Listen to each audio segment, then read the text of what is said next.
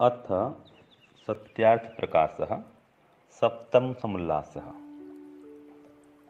अब हमारा विषय चल रहा था छांदोग्य उपनिषद, तैत्तरीय उपनिषद, इनके वाक्यों के अर्थ वास्तव में क्या होते हैं। तो ये विषय हमारा चल रहा था। तो इसी प्रकार से अब एक नया विषय आ रहा है। तो प्रश्न करता है पूर्व पक्षी इसके माध्यम से, और प्रश्न करते हुए कहता है, सो अयम देवदत्तो य उष्णकाले काश्यां दृष्टः स इदानीं प्रावृट् समये मथुरायां दृश्यते। अर्थात जो देवदत्त मैंने उष्ण काल में काशी में देखा था, उसी को वर्षा समय में मथुरा में देखता हूँ। यहाँ वह काशी देश उष्ण काल, यह मथुरा देश और वर्षा काल को छोड़कर शरीर मात्र में लक्ष्य करके देवदत्त लक्षित होता है। ये एक दृष्टांत दिया प्रश्नकर्ता ने कि एक देवदत्त नाम का व्यक्ति है, वो उष्ण काल माने गर्मी काल में, गर्म सीजन में, मतलब ग्रीष्म ऋतु में उसको किसी ने काशी में देखा, और फिर बाद में वर्षा काल में, प्राविट समय माने वर्षा काल, तो वर्षा काल में उसको देखा गया मथुरा में। मतलब वो गर्मी ऋतु में तो काशी में था और वर्षा ऋतु में मथुरा आ गया। तो दोनों एक ही है, जो काशी में था वही तो मथुरा में है, तो दोनों में कोई अंतर तो नहीं है, बस स्थान का ही अंतर आ गया है। शरीर तो वही है, वही देवदत्त है। तो अब इस दृष्टांत के माध्यम से आगे प्रश्नकर्ता क्या कहता है वो देखते हैं। वैसे इस भाग त्याग लक्षणा से ईश्वर का परोक्ष देश, काल, माया, उपाधि और जीव का यह देश, काल, अविद्या और अल्पज्यता उपाधि छोड़ चेतन मात्र में लक्ष्य देने से एक ही ब्रह्म वस्तु दोनों में लक्षित होता है। इस भाग त्याग लक्षणा अर्थात कुछ ग्रहण करना और कुछ छोड़ देना, जैसा सर्वज्ञत्व आदि वाच्यार्थ ईश्वर का और अल्पज्ञत्व आदि वाच्यार्थ जीव का छोड़कर चेतन मात्र लक्ष्यार्थ का ग्रहण करने से अद्वैत सिद्ध होता है। यहाँ क्या कह सकोगे? ये प्रश्न इतना बड़ा किया गया है। तो जो उदाहरण में था कि जो देवदत्त काशी में था ग्रीष्म काल में, वही देवदत्त वर्षा काल में मथुरा में आ गया था। तो काशी को छोड़ दिया और मथुरा में आ गया। तो इसी प्रकार से ये कहा है भाग त्याग लक्षणा, कुछ छोड़ना और कुछ ग्रहण करना। यह भाग और त्याग लक्षणा से यह ग्रहण किया जाता है। तो इससे ईश्वर का क्या करेंगे कि जो ईश्वर का परोक्ष देश है, काल है, माया है, उपाधि है, और जीवात्मा का भी देश है, काल है, अविद्या है, अल्पज्यता है, इन उपाधियों को छोड़ देंगे। ये जो भिन्नता है इनको छोड़ देंगे और चेतन मात्र में लक्ष्य देंगे। मैंने दोनों में चेतनता को ही देखेंगे, तो एक ही ब्रह्म वस्तु दोनों में लक्षित होता है। अर्थात वही जीव में और वही ब्रह्म में है, दोनों में ही एक ही चेतन वस्तु है, दोनों अलग अलग नहीं है। जैसे देवदत्त एक ही था, चाहे काशी में हो चाहे मथुरा में हो, दोनों में कोई अंतर नहीं है। बस स्थान का अंतर है कि मथुरा छोड़ दिया, काशी छोड़ दिया, मथुरा में आ गया। तो कुछ छोड़ना और कुछ ग्रहण करना, कुछ आ जाना, कहीं आ जाना। तो इसी प्रकार से कह रहा है इसमें कि ईश्वर में ये अविद्या, अल्पज्यता आदि तो नहीं है, उसको छोड़ दो। जीव में है ये, और ईश्वर का तो प्रत्यक्ष होता नहीं है, वो अप्रत्यक्ष है आंख से। कान से, आंख से उसको हम देख नहीं सकते हैं। तो उसका प्रत्यक्ष अंदर से होता है, अंतर प्रत्यक्ष होता है। तो जो परमात्मा का लक्षण है और जीवात्मा का लक्षण है, तो जो इनमें असमानता है उसको तो छोड़ देंगे, और जो समानता है कि दोनों ही चेतन हैं, ये ग्रहण कर लेंगे। तो हम पाएंगे कि एक ब्रह्म वस्तु ही दोनों में है, कि चेतनता दोनों में है, इसमें तो कोई अंतर नहीं है। तो इस भाग त्याग लक्षणा अर्थात कुछ ग्रहण करना और कुछ छोड़ देना, जैसे कि ईश्वर सर्वज्ञ है और जीवात्मा अल्पज्ञ है, ये दोनों भिन्नता है। अब इस भिन्नता को छोड़ देंगे, लेकिन दोनों ही चेतन हैं, इसको ग्रहण कर लेंगे। तो हम पाएंगे कि इनमें अद्वैत ही सिद्ध होता है, अर्थात दोनों अलग अलग नहीं होंगे।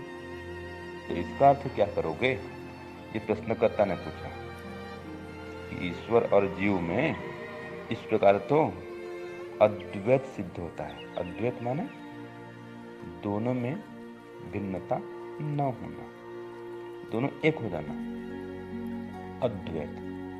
उसके समान दूसरा कोई नहीं, ईश्वर के समान दूसरा कोई नहीं। तो जो जीव है और ब्रह्म है, दोनों एक ही हो गए, क्योंकि और तो भिन्न कोई है नहीं।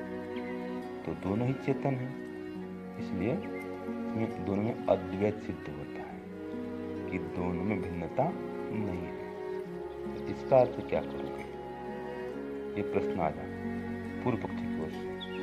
तो इसका उत्तर देते हैं स्वामी दयानंद, और उत्तर देते हुए प्रश्न पूछते हैं उत्तर में कि प्रथम तुम जीव और ईश्वर को नित्य मानते हो व अनित्य मानते हो।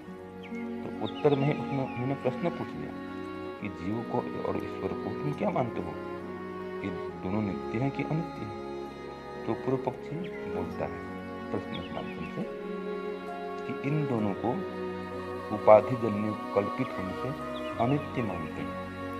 तो उसने कहा कि हम कल्पित है, तो उपाधि जन्य है, ये उपाधि से उत्पन्न हुआ है, ये काल्पनिक है, इसलिए हम दोनों को ही अनित्य मानते हैं। तो स्वामी जी बोलते हैं कि उस उपाधि को नित्य मानते हो कि अनित्य मानते हो। तो अगर ये उपाधि जन्य है, नित्य और अनित्य होना, तो आप उसको अनित्य मानते हो, तो फिर इस उपाधि को क्या मानते हो, जो उपाधि है, जो आपने मान लिया है, ये नित्य है कि अनित्य है। तो अब इसका उत्तर फिर वो पूर्व पक्षी प्रदान करेगा। अब ये आगे पढ़ेंगे, तो विषय थोड़ा क्लिष्ट है, इसलिए कम कम ग्रहण करेंगे, मन कम कम पढ़ेंगे, आगे इसको और खोलेंगे। तो आज के लिए इतना। ओम शांति, ओम शम। प्यारे भाइयों बहनों, सादर नमस्ते। हमारा सत्यार्थ प्रकाश का सप्तम समोल्लास चल रहा है, जैसा कि आपको विदित है, आप सभी पढ़ रहे हैं, ध्यानपूर्वक सुन भी रहे हैं और समझ रहे हैं। तो थोड़ा सा ये कठिन विषय अभी आ गया है, कुछ प्रश्नों में ये कठिन विषय चलेगा, अभी 4-5 प्रश्नों में, उसके बाद फिर ये सरल हो जाएगा। लेकिन हम अब इस कठिन विषय को भी सरल करने का प्रयास कर रहे हैं। स्वामी जी ने आपके समक्ष अभी काफ़ी इसको सरल कर दिया है, थोड़ा सा काव्य रूप में, और एक छोटा सा उदाहरण जो इसमें दिया है, उसी के द्वारा मैं अपनी बात को कहती हूँ। तो कहा, इसमें विषय हमारा चल रहा था कि अनुप्रवेश और प्रवेश का चक्कर पड़ रहा था उसको, पूर्व पक्ष को, तो गलत तरह से उसको प्रेजेंट कर रहा था। तो फिर स्वामी दयानंद सरस्वती ने सिद्धांती बन करके उसको स्पष्ट कर दिया कि संगति को ठीक प्रकार से हमको लगाना चाहिए, पद पदार्थ वाक्यार्थ इनको ठीक से समझना चाहिए। तब वो कह रहा है पूर्व पक्ष, क्या हम इस बात को ऐसे नहीं समझ सकते? तो अपनी बात रख रहा है वो कि क्या ये मैं जो कह रहा हूँ वो ठीक है क्या? इस तरह से जैसे हम आपस में दो बहनें बात करें, दो भाई बात करें, कि क्या हम इस बात को ऐसे नहीं समझ सकते? तो इस तरह से पूर्व पक्ष कह रहा है कि इस बात को अगर हम ऐसे समझ लें तो कैसे रहेगा ईश्वर के बारे में। तो वो अपनी बात बता रहा है कि जैसे हम इस बात को अगर हम भाग त्याग लक्षणा उपाधि से समझ लें तो ज़्यादा बढ़िया रहेगा। तो भाग त्याग लक्षणा क्या है? कुछ बातें ग्रहण कर लेनी और कुछ छोड़ देनी, मतलब कुछ बातें ऐसी ले लेनी जो दोनों में मिलती हों और ऐसी छोड़ देनी जो दोनों में विपरीत हों, दोनों में भिन्न हों। तो क्या हम इस तरह से ईश्वर को नहीं समझ लें, जीव को समझ लें, ईश्वर और जीव में? तो वो अपनी बात बता रहा है। क्या बता रहा है वो अपनी बात? कि जैसे एक व्यक्ति है, उसका नाम देवदत्त है। अब वो चला गया कहाँ पर? काशी में। उसको काशी में, उसने किसी व्यक्ति ने उस व्यक्ति को काशी में देखा गर्मी के मौसम में, ठीक है। और वही व्यक्ति मथुरा में आ गया, कौन से मौसम में? वर्षा के मौसम में, ठीक है। तो व्यक्ति तो वो एक ही है, देवदत्त नाम का, ठीक है। तो उसको हम शरीर से पहचान रहे हैं, देवदत्त के नाम से पहचान रहे हैं हम उसको। ऐसे तो नहीं पहचान रहे कि ये मथुरा से पहचानते हों उसको, या वर्षा से, ऋतु से पहचानते हों। देश से और ऋतु से तो पहचानते नहीं है, या देश से काल से तो पहचानते नहीं है। बस हमको इतना पहचानते हैं उसको कि वो चेतन व्यक्ति है और उसका नाम देवदत्त है। तो क्यों नहीं ब्रह्म जीव को इसी तरीके से भाग त्याग लक्षणा से देख लिया जाए? भाग त्याग लक्षणा वो अपनी नई उपाधि लेकर के आ गया है। पूर्व पक्ष को तो कुछ ना कुछ चाहिए मसाला अपनी बात सिद्ध कराने के लिए। तो कह रहा है क्यों नहीं ऐसे ईश्वर को समझ लें, कि जैसे ईश्वर को काल से समझ लें कि वो सब जगह पे रहता है, देश से समझ लें, काल से समझ लें कि सभी समय में रहता है, और देश से समझ लें कि सर्वत्र रहता है, सर्वव्यापक है। और जीवात्मा को हम, मतलब ये जो गुण घटते हैं ना दोनों के भीतर, इसको तो हम छोड़ दें। जैसे ईश्वर सब जगह रहता है, जीवात्मा एक जगह पर रहता है, ईश्वर सर्वदेशी है, जीवात्मा एक देशी है। तो ये जो भिन्नता है, इस भिन्नता वाली चीजों को तो छोड़ दें, वो ये कह रहा है। इसको सरल तरह से समझें, इन बातों को तो हम छोड़ दें। और जो समानता की बात है ना, जैसे ईश्वर चेतन है और जीवात्मा भी चेतन है, तो इस समानता को हम ले लें, क्यों ना? तो क्या ये मैं बात ठीक, जो बात कह रहा हूँ वो ठीक कह रहा हूँ? तो वो ये इस तरह से वो पूछ रहा है कि क्यों नहीं हम इसको उपाधि से समझ लें। जो भिन्नता की बात है उसको छोड़ देते हैं, और जो समानता की बात है, जो मिलती जुलती बात है, उसको हम ईश्वर और जीव में घटा लेते हैं। इस तरह से हम अद्वैत की सिद्धि कर लेते हैं। तो इस उपाधि, क्या जो मैं उपाधि बोल रहा हूँ वो ठीक है? तब फिर सिद्धांति उत्तर देता है कि नहीं, ये बात तुम्हारी नहीं। पहले तो प्रश्न करेंगे कि जीव और ईश्वर को तुम नित्य मानते हो व अनित्य मानते हो, ये बता दो। पहले तो प्रतिप्रश्न करते हैं। तो वो उत्तर देता है कि मैं तो अनित्य मानता हूँ, उपाधि से नित्य मानता हूँ। वैसे तो मैं नित्य मान लेता, लेकिन उपाधि जन जो कल्पना की है उससे मैं अनित्य मानता हूँ। तब फिर महर्षि कहते हैं कि उपाधि को तुम नित्य मानते हो व अनित्य मानते हो। तब इसके जो आगे का भाग है वो आगे आएगा। अब इसको मैं काव्य में बोलती हूँ। फिर एक नई उपाधि लेकर सिद्धांति को पूछे पूर्व पक्ष, भाग त्याग लक्षणा से क्यों नहीं करें अद्वैत ब्रह्म समकक्ष, करें अद्वैत ब्रह्म समकक्ष।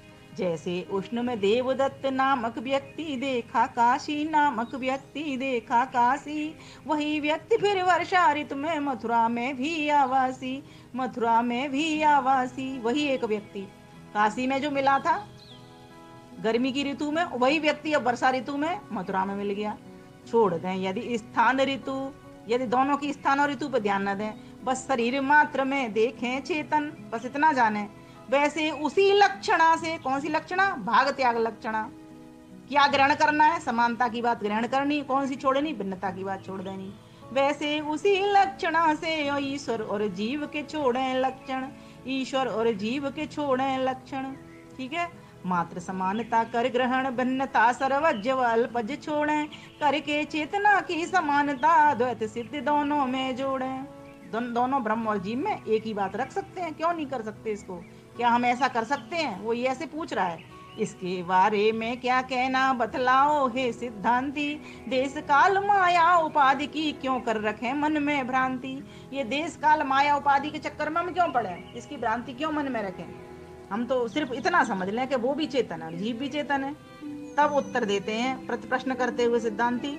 यह सुनकर अब सिद्धांति प्रति प्रश्न करें पूर्व पक्षी से, प्रति प्रश्न करें पूर्व पक्षी से, नित्य मानते वा नित्य ब्रह्म जीव को बोलो सच्ची से, ब्रह्म जीव को बोलो सच्ची से।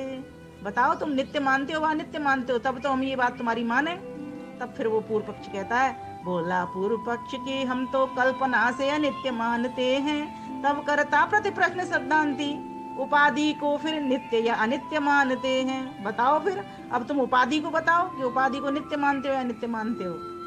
कहीं से बना उन्होंने उपाधि ले आया, बता तू इसको नित्य मानता है नित्य मानता है। तो कहने का मतलब ये यहाँ पर ये है कि पूर्व पक्ष अपनी बात को जबरदस्ती से सिद्ध करवा रहा है, और ऐसा हम लोग भी करते हैं। हम सामान्य जन भी पूर्व पक्षी है सही मायने में, और जबरदस्ती से कोई सिद्धांत से हट कर के बात है उसको भी हम जबरदस्ती से मनवाने का प्रयास करते हैं। तो ऐसा नहीं होना चाहिए। सिद्धांत सिद्धांती रहता है, उसमें कोई गड़बड़ होती नहीं है।